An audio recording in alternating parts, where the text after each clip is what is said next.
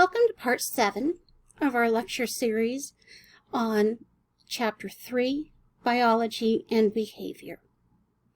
In this lecture, we're going to look at how our genetics are influenced by the environment and how the environment influences our genetics and how this influences how the brain wires itself. So we'll look at how the brain rewires throughout the lifespan. We're going to look at neurological differences between men and women and how they're similar, but also how they're different. And the brain can recover from injury. So chemical signals influence the growth and function of cells. Brain structures connect in utero as various chemicals in the brain direct neurons where to go. It's quite astonishing that within a 9-month gestation period, the embryo and then fetus develops this elaborate neurological system. Now, major connections in the brain are governed by chemical influences, and detailed changes in the brain are governed by environmental stimulation. So when an infant is born, they start interacting with their environment. Now, our environment isn't just objects. It's the events we experience and the socialization we encounter. So we'll look more at that. We experience what are called sensitive periods. In order to develop certain skills properly, we must experience certain events or certain challenges to trigger neurological development. Sensitive periods are relatively fixed periods of time in which specific experiences must occur for normal development. And I think the two best examples for this are language development in children and attachment. So within the first 7 years of life, children must be exposed to language. During the first 3 years of their life, their ability to learn languages is profound. They go from not being completely nonverbal, and their ability to develop and learn language is expansive during those first 3 years. So then we get from 3 to 7.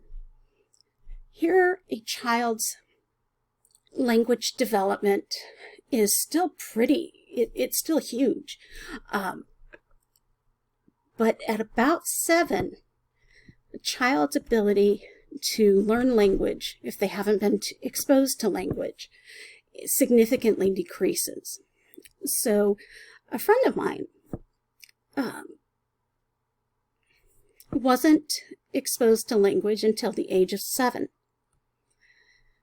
His parents and physicians thought he was developmentally delayed. What happened, though, is at 7, doctors finally figured out that he couldn't hear. And he said that everything sounded like he was underwater. So he had some hearing, but not enough for him to understand words. And so once they figured out something's up with this kid's hearing, he had surgery, and then he could hear normally. Fortunately and unfortunately, he was at the end of the sensitive period for language development. And he still has issues with language today. You don't really notice it unless you sit down and have a long conversation with him. So thankfully, he was still within the sensitive period for language development. But he was at the very end of the sensitive period for language. So he, certainly learned language, and you can have a conversation with him, great conversation. He's not developmentally delayed. He just couldn't hear.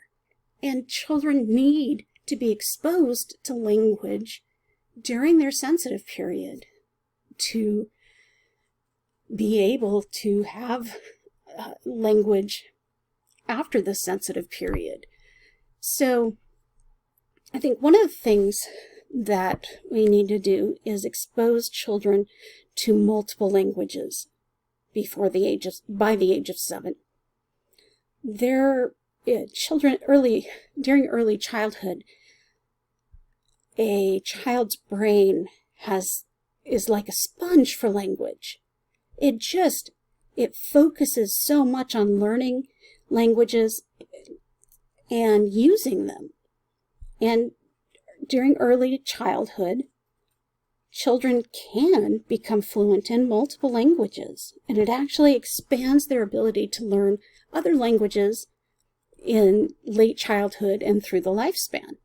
So he absolutely should be teaching a second language before the age of 7, because children will become fluent and their brains will also increase in sensitivity for learning language.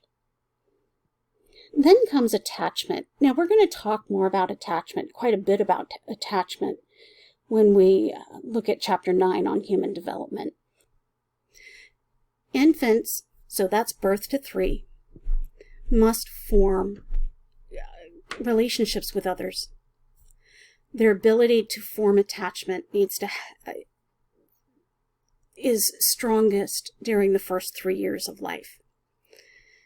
Some children who don't form any attachment by the age of 3, we're going to give the sensitive period 3 to 4 years. But during infancy, birth to 3, this is the sensitive period for attachment. And if an infant doesn't form some kind of bond with an adult or older sibling, they don't learn how to form attachments. And we see what are called attachment disorders, where children simply cannot form any kind of strong relationship with others. It is very tragic when that happens.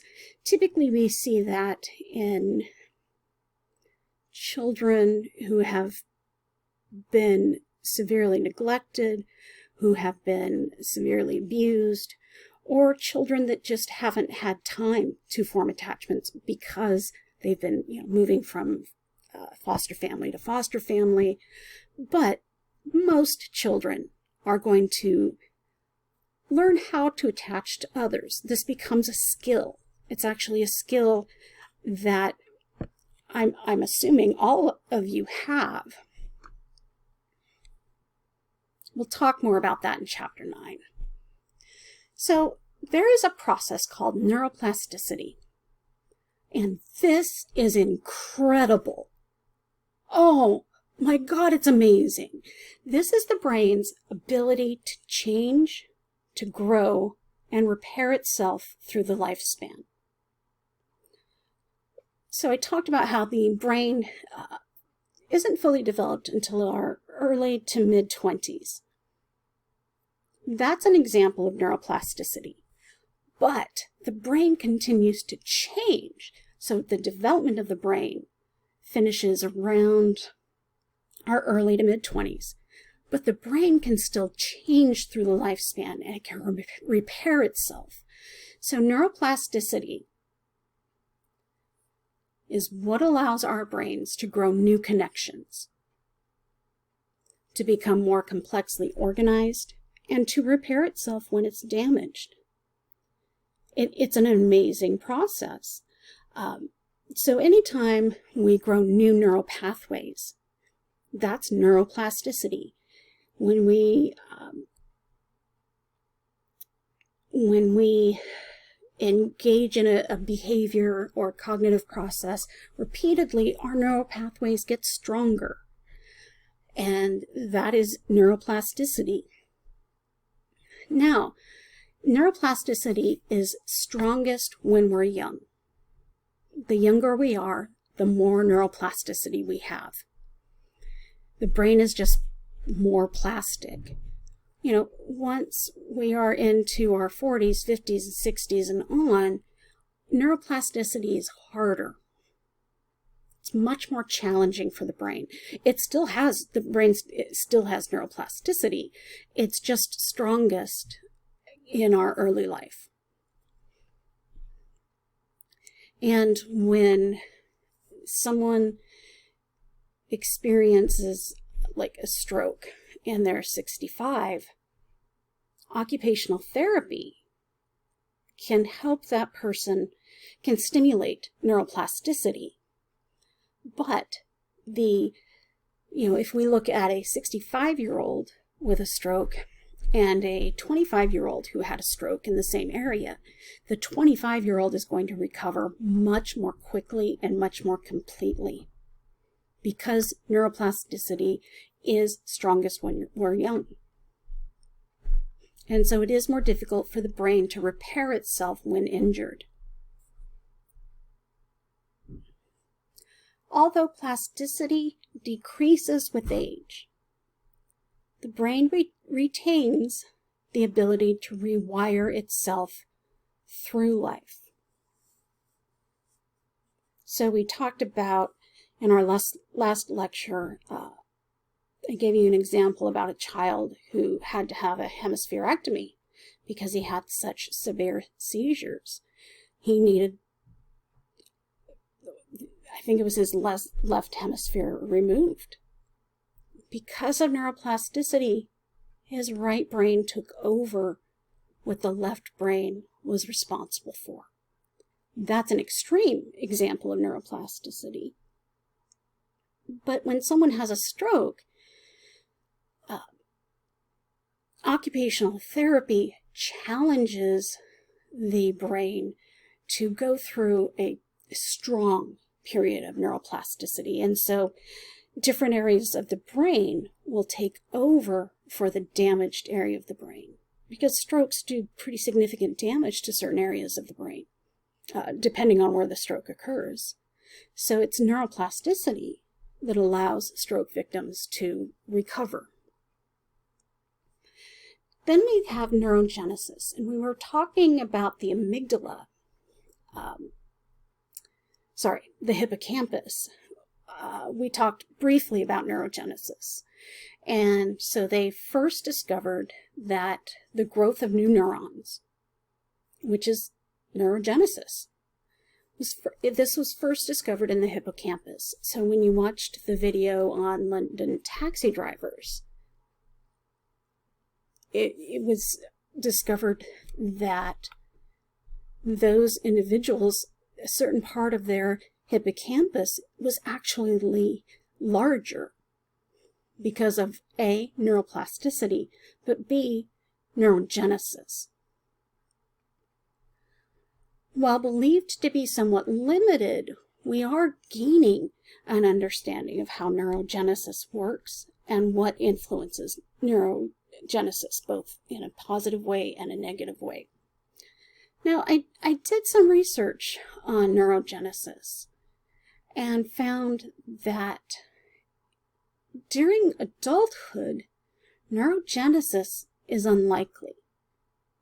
So neurogenesis, I'm not going to say it's limited to childhood and adolescence, but it's much more limited than the textbook implies. And your textbook needs to catch up on this controversy. Neurogenesis is most likely to happen in early life. So childhood and adolescence. It is not likely to occur during adulthood. It's not impossible. I want to be clear about that. Neurogenesis is not impossible during adulthood. But the textbook gives you the the idea that the brain can keep growing new neurons throughout the lifespan, and that's not what happens. So, throughout our lifespan, we can develop new neural pathways if we learn new things. These new neural pathways are because existing neurons have wired together. It's a growth of new synapses that will that will create these new neural pathways, not neurogenesis. So yes, neurogenesis occurs. It's unlikely during adulthood. Now, neuroplasticity and neurogenesis are linked. So with neuroplasticity, enriched environments stimulate the brain to create new and more complex neural pathways. Neurogenesis, enriched environments stimulate the brain to create new neurons. Neurogenesis is strongest and most likely through adolescence, from birth until early 20s. Neuroplasticity exists through the lifespan, but it's strongest when we're young. But neuroplasticity does continue through the lifespan. So changes in the strength of connections between neurons are what allow us to learn. There's this concept called fire together, wire together. The more frequently neurons fire together, the more connected they become, and the stronger that connection becomes. So, I'm a cellist. I started playing in 4th grade. And music teachers are always telling you, practice, practice, practice. And that is because neural pathways become stronger the more we engage in a new behavior. Now, once I was in college and playing with the UVO Symphony, I still had neural pathway development. My neural pathways for that skill to play still was there. But what was most likely was that my neural pathways were becoming stronger. And that's why they say practice, practice, practice. So during my earlier life, I was growing new neural pathways so that I could play the cello. Once I got older, my neural pathways became stronger. And now, neurons that are not used are pruned, are basically deleted. And we go through a couple of episodes of pruning. Let me check my next slide. So we have one during early childhood. We have a pruning period. Another one around 10, and then we have one during adolescence. And, you would assume that, the death of neurons is a bad thing. And, having neural pathways destroyed is a bad thing. It's not. Not during these pruning periods. It's a good thing because the brain is using all this oxygen and glucose on neurons, on neural pathways that are rarely used. So pruning actually makes the brain more efficient. It's not wasting oxygen and glucose on rarely used neurons and neural pathways. And so this allows more often used neural pathways to become stronger. So these pruning periods are a good thing. Now in your textbook, you have this figure, and it looks at how the brain can rewire when someone loses a limb. So there's what's called phantom limb syndrome. So you've had to have an amputation. And afterwards, as you're recovering, and this can happen for years, you still feel that arm. For your brain, your arm is still there. So the brain has to rewire. And this figure, read about this and how phantom limb syndrome how occupational therapy can help rewire the brain.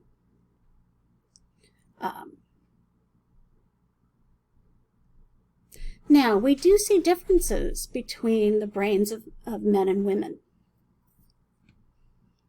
Male brains are larger than female brains on average. Not by much. The size difference is pretty small. But men do have larger brains because they have larger heads. It's not about more neurons or neural pathways. It's simply their skulls are bigger and there's more room for the brain.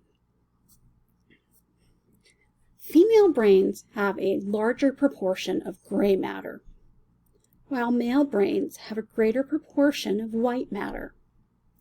So, white matter are the neural pathways of myelinated axons that connect with gray matter. So, men have more white matter, and women have more gray matter. This is neurons and synapses.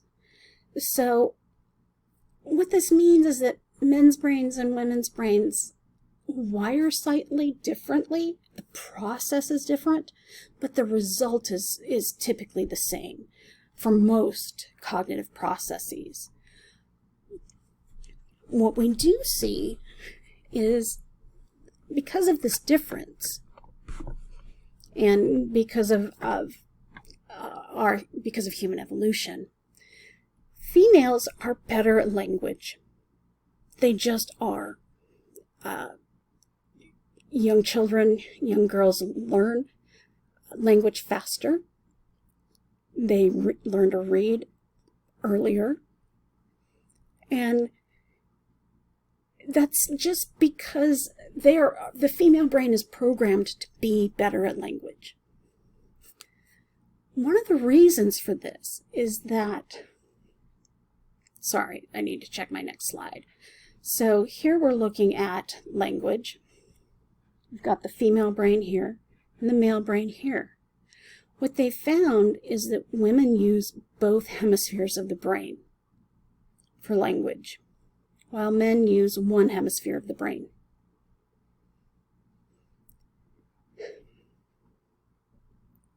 So when women are using language and reading, their corpus callosum is allowing this language stimulation to jump between hemispheres. For men, we don't believe that this happens, or at least it doesn't happen for most men. It happens for most women, but not for most men. And this may be because the corpus callosum is denser in women. So, we see neurological differences in the corpus callosum, and this gives a neurological explanation for why women have better language skills. The reason women have developed a stronger language system is because throughout our evolutionary history, we've been the primary caretakers for children. So we needed a stronger language system because we were the teachers of language. It makes sense on an evolutionary level that women needed to be more flexible with language because they're the teachers of language. Women are also better at multitasking. Now, when we talk about consciousness, we're going to see that everyone is horrifically bad at multitasking. Women are slightly less horrifically bad at multitasking. And this is, I think, evolutionarily, I think this is also tied to child rearing. Because women were the primary caregivers, and still mostly are the primary caregiver, women needed to be slightly less horrific at multitasking. And this could also be linked to the neurological differences that we see in the corpus callosum. Men are much better at visuospatial tasks. It's amazing. Men have this ability to see objects in space and organize information from space. They just are better at it than women. Now, evolutionarily, this makes sense because men were hunters. They had to be able to track game and kill game while it's moving. So it makes sense that they developed stronger visuospatial tasks, or visuospatial abilities. Makes complete sense. There was a study at, I believe, Stanford, where in the basement, so they did this where there weren't any windows, they had men and women do a maze. Before the maze, they asked all of the subjects, male and female, where north was. And then they had the subjects go through the maze, and they asked all their subjects, men and women, where north was. Men were much, much better at identifying north after running the maze, after walking the maze, than women. And what we see is that men are better, when you give them directions for driving, they do better with the whole north, south, east, west. Women need landmarks. We do better with landmarks. It's just a difference in our visuospatial skills.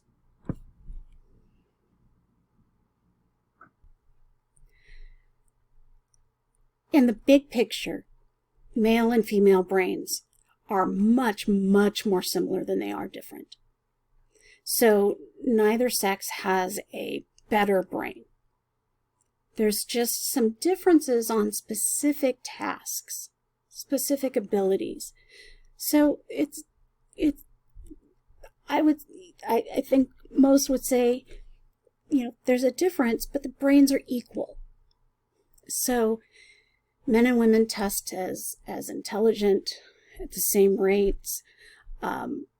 There's individual differences, but men are not smarter than women, and women are not better at being primary caregivers. Men can be excellent primary caregivers. We just have some differences in neurological organization because of our evolutionary history. There's this concept that women are more emotional than men, and that's actually inaccurate. The only emotion men and women test differently on is aggression. It's the only emotion that we test differently on. Why this myth that women are more emotional than men developed is because of display rules. Women are allowed to display their emotions. Men are expected to not demonstrate emotion very much. So there is this myth that men and women are different when it comes to how emotional they are, but it is a complete myth. The only emotion that we see differences on is aggression. So, thank you for listening. That's the end of part 7 of our lecture series. We have one more lecture, and then we'll be done with chapter 3.